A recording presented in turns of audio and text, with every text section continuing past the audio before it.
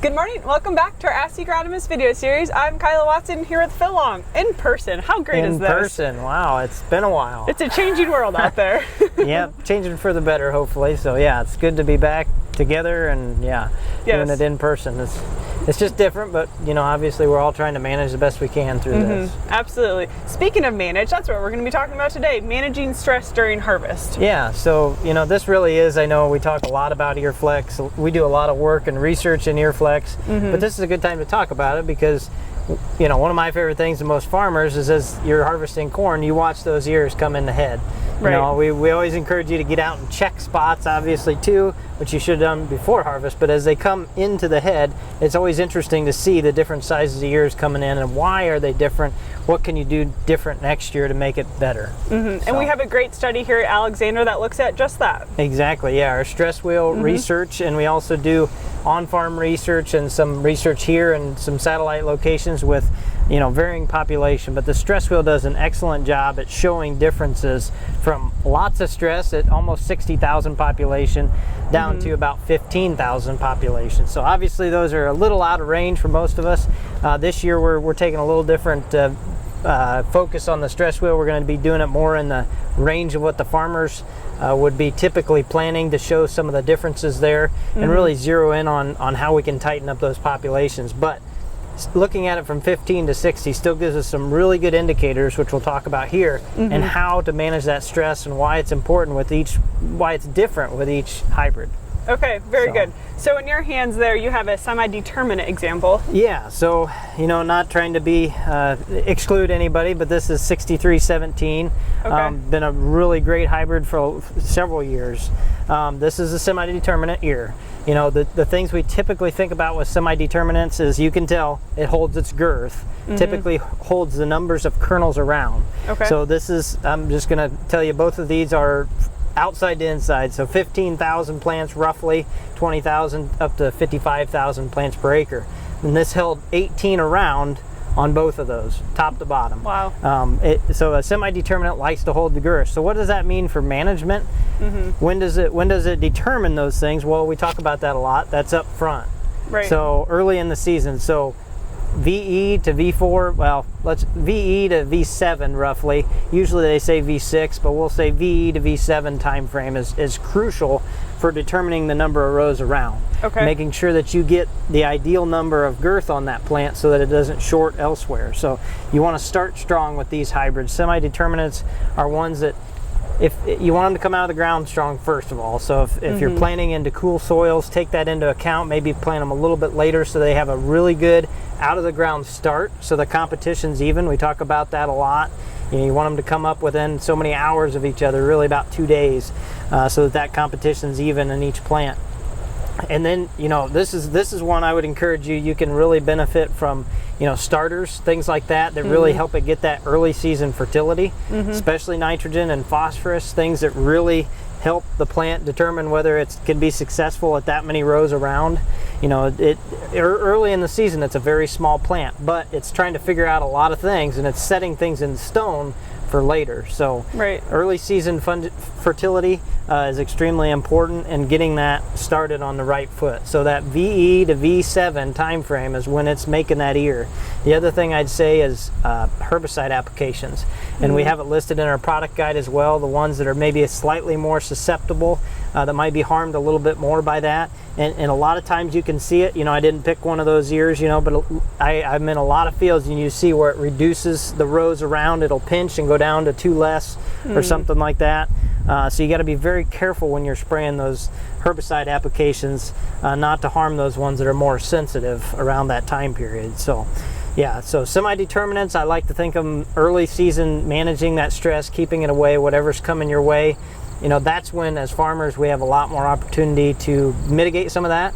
So I would say these ones are maybe not the best ones to wait in terms of nitrogen applications. So side dress, things like that. Put enough on up front that it can make it through that period. So don't let it sit out there without enough nitrogen and say, well, we'll come back and get it later, we'll side dress it. These are the ones that want it early. They want to be happy early on. So especially in no-till situations or high residue, you don't want to shortchange a semi-determinate year because it's gonna suffer and maybe not flex out as well in length. So okay. So what about our Semiflex example we have here? Yeah, We've got the low and high. Yeah, I'll just set those down here. So this is a 4937, picking a little bit earlier one here, and you can tell that this is smaller around in girth too. Semiflex, we have a lot of Semiflex. Semiflex is a typically, and we have mediums as well. I'll talk about that in a second. But Semiflex is really good all season. It's not quite as demanding up front because it can make up a lot in length, as you can see with 4937. So if you take a look at this one, the interesting thing is Semiflex means that it can flex in, obviously I talk about 3 ways. So girth, length, and then kernel depth. So it can flex in kind of all 3 to some extent. So this went from basically 14, this is the high population, so it's down to 14 around, and this is up to 16 around. So it flexed both. It flexed a lot in length, and it also gained 2 more rows in rounds, in girth. And we know that adds a lot more bushels per acre if you can add those rows on. So it's still important early season. I don't want to say that's not important because you can add a few more on early season even with a Semiflex, and then really that V7 that we talked about, V6, V7 time frame up to pollination is when it's determining how many potential kernels it's going to put on. So you really want to take care of it during that time period. So the side dress nitrogen, make sure that there's no gap there. A lot of times we see maybe a little gap where corn looks funny, and it's transitioning from the seedling roots to the nodal roots. Mitigating that as much as possible, and then not having a gap in between there. So if you had a little nitrogen up front, maybe with a herbicide or something, but then you didn't get the nitrogen on as much as you wanted or early as you wanted, and you see a gap or some yellowing, that's going to affect those things. Any stress up into pollination is going to affect how many kernels long that this ear develops. Now obviously develops and fills out is 2 different things. That's stress after pollination, but to have that potential there, you need to take care of it up to pollination. So extremely important. You can see this one filled to the tip. Obviously it's out on the end. It's got plenty of sunlight and nutrients and so forth, so it filled out to its full potential. Typically we like to see a little bit of tip back on there to know that we're kind of in the right population range. But yeah, managing that stress in that V7 to R1 time period is really important. Once again, the herbicide application and any side dress nitrogen. I also say, potassium, especially this year, is a good reminder. As I visited a lot of fields, the fertility, you can't really put potassium in season, but the fertility that you have in your field, that's why soil sampling is so important. That potassium is what regulates how the water moves in the plant, how the plant manages water and manages the rest of the nutrients and the stress. So having adequate potassium fertility is really important. We always leave that one out with corn. It's always talked about in soybeans, but not so much in corn, but it's really important, especially in a dry year like this year. Okay, very good. So now we've done our early season stress management, mid-season stress management. Let's go to late season. Yeah, so we talk a lot about that, about roughly 40% that you can add in that girth, or we'll call it kernel depth, since I'm already using girth, but that you can gain in that kernel depth factor here. And this is not, it'd be better to look at one that we have on the poster, and there's a lot of them that you can compare to. I know 5965, 4517, there's a lot of them that flex really well in kernel depth. And the reason I bring that up is not only is it giving you roughly 40% of your yield comes in that kernel depth at the end of the season, as we know when we have frost like up north or things like that hurt us. We had that last year here in some late planted cases, fields that got frosted. It loses that end, that last part that's filling out that kernel, lose test weight and so forth, things like that. So it's extremely important, that kernel depth. That's your last yield factor that you have to work with. Okay. So mitigating any of those insect pressures, disease pressures. So this is where a fungicide application is really important. Now, I'm not an advocate to say that you should spray a fungicide every year. When you have pressure and so forth, that's important. But what I want to key in on with the fungicide application is looking at, especially our stress wheel poster and the research we do. When you look and see, you break these ears open and you see hybrids that don't flex much, and we've got several of those. 5517 is one of our newer ones, and you can look from 15,000 to about 60,000, and it holds its kernel depth really well.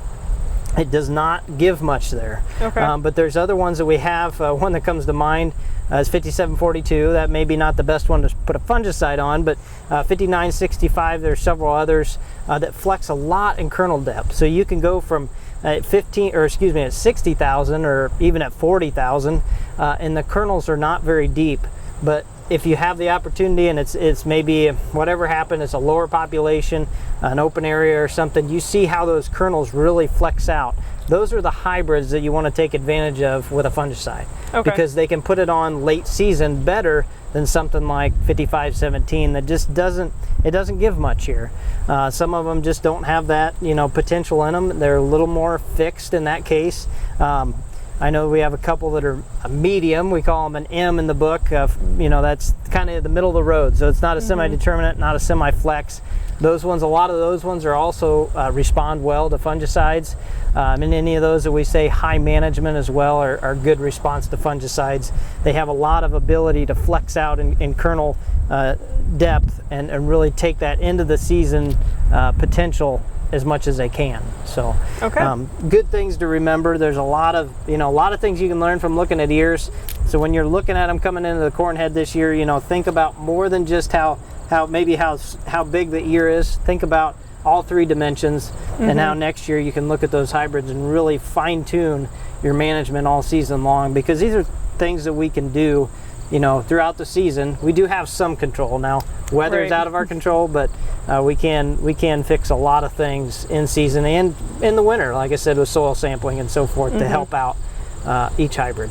Okay, very good. Good information, good notes to remember, like you said, when you're in the combine and seeing it roll in. Yeah, there's a lot of, like I said, it's an exciting time of the year. We all like to be out and in the combine and then looking at crops, and some important things to remember, because we want to learn going into next year. So okay, well, is there anything else that you would like to add this morning? Nope. I hope good, beautiful weather like this. Obviously it's a little windy, but that's fall in the upper Midwest. So. Right, exactly. Well, thank you for joining us this morning. You're welcome. And thank you to our listeners for tuning in. Have a good day.